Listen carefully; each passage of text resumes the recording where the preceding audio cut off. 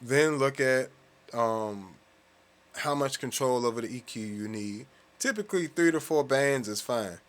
I've never taken one of these preamps on a gig and been like, I need another EQ. I've never had to, other than my bass. My bass has its own EQ.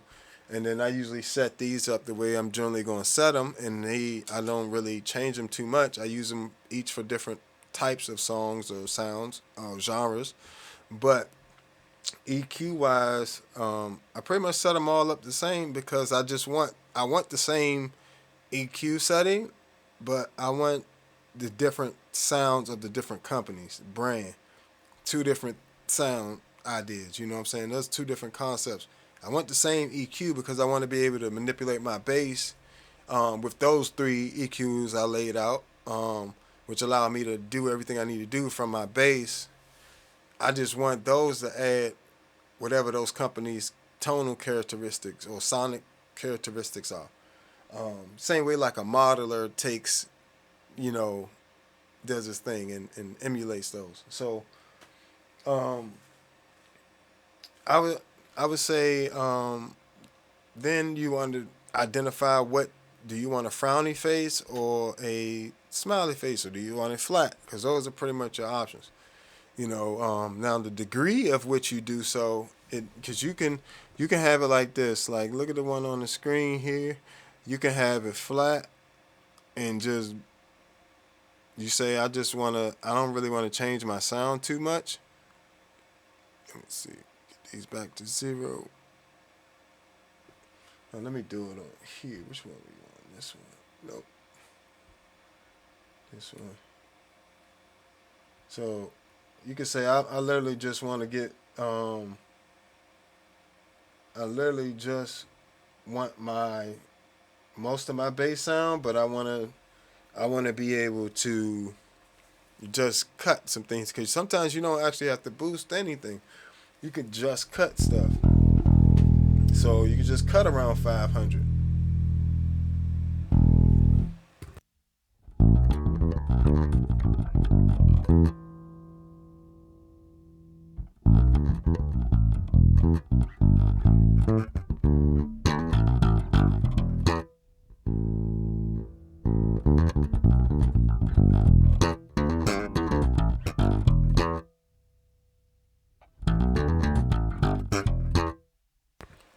So that's also a technique.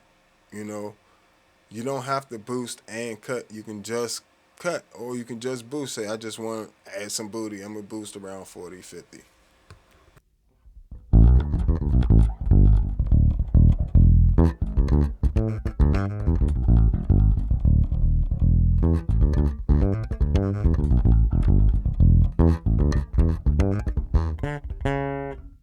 Or say you don't like that high pitched sound. Say, I'm a cut around, I'm going to cut that 10 all the way down.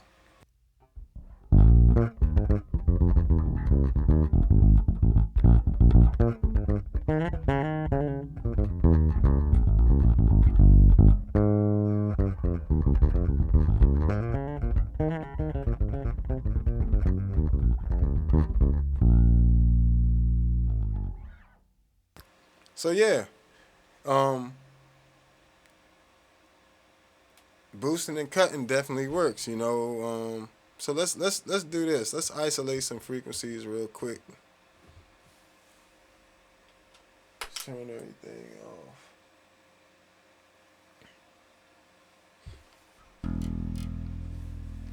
So this is just with the 50, with 50 sounds like with everything else cut.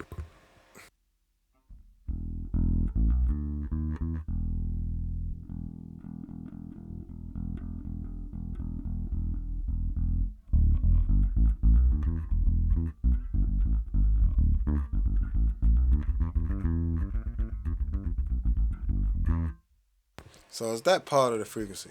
Now let's see with the 120.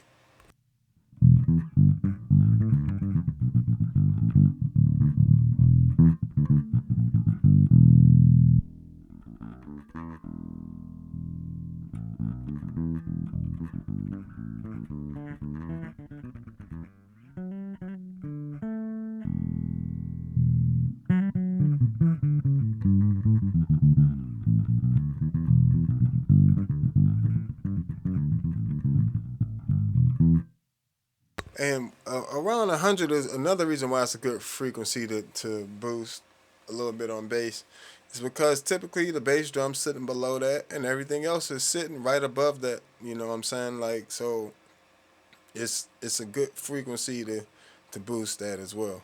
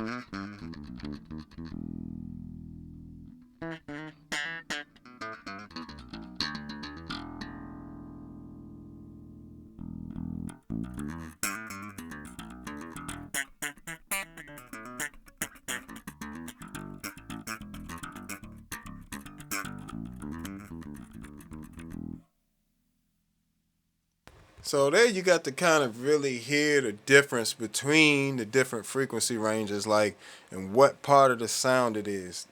That's why it's really important in how you're EQing it, because as you can hear, all those are literally different. Even from a 400 to 500 is two different frequencies. Like it's like where it's boosting at right there is completely different. One is way woofier than the other, and it's just like depending on the room you're in, boosting or cutting around either one of those frequencies could make a huge difference for you.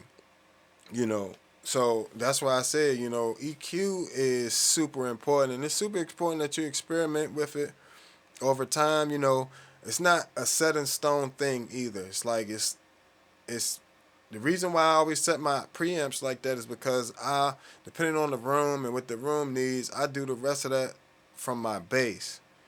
But at some point, I do control those things, like, and depending on, like, it's always it's an active thing. Like every song, I'm literally like changing my EQ on my bass or something, you know, or even multiple times in a song, I might have to switch to a finger style and then go to a solo EQ and then go back to the finger style EQ after my solo is done. So even as I'm soloing, like when I'm coming to the end of my solo, I'm thinking about, hey, you know, I got to get that EQ back to where it was. So I might wait until like use my fingers to compensate for how much I boosted the mid range or something, the high mids right there, until I can get to the high mid switch, you know, somewhere when I'm playing bass again. So um, it's it's um it's definitely worth using. So another type of EQ that's useful to you is going to be something. Let's use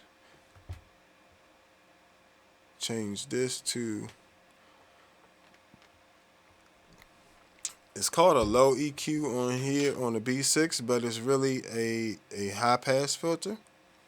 So, you know, typically I'm this pretty much allows you to cut out some of those subharmonic frequencies that make your amp speakers have to work more. Your cabinets, bass cabinet speakers work more. So let me turn on the actual bass cabinet in the room, and let's not use this one. Let's use, because there's one on the Magellan as preamp as well. So I'm gonna use this as a good example. Um, so let me see. Let's give it some booty. All right. So we're gonna come through the Zoom mics, but I'm gonna turn up I'm gonna play a little bit, and then I'm gonna start turning up the high pass filter on the Magellan.